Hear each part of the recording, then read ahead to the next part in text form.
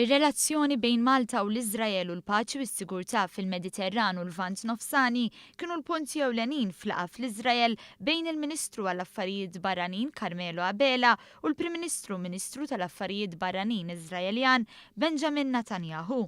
Abela qal li Malti hija kuntenta bl-iżvilupp ta' relazzjonijiet bejn iż-żewġ pajjiżi u sostna li relazzjonijiet kulturali u kummerċjali qatt ma kienu daqshekk b'saħħithom. Fid-dawl tal-aħħar żviluppi f'dan ir-reġjun, il-Ministru Abela afferma mill-ġdid l-impenn ta' Malta favur soluzzjoni bbażata fuq l-eżistenza ta' żewġ stati.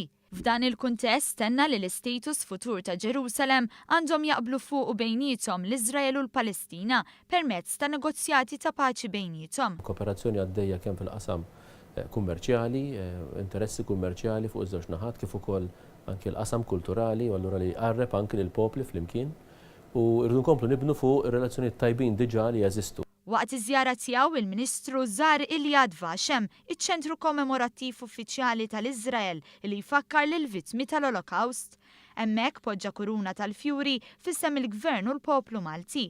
Waqt li kien Ġerusalemm kellu wkoll okkażjoni li jiltaqa' ma' membri tal-komunità Maltija fl-art imqazza. Għal din iż-żjara uffiċjali fil-pajjiż, il-Ministru kien akkumpanjat mill-Ambaxxatriċi Maltija l-Iżrael Cecilia Tart Pirotta.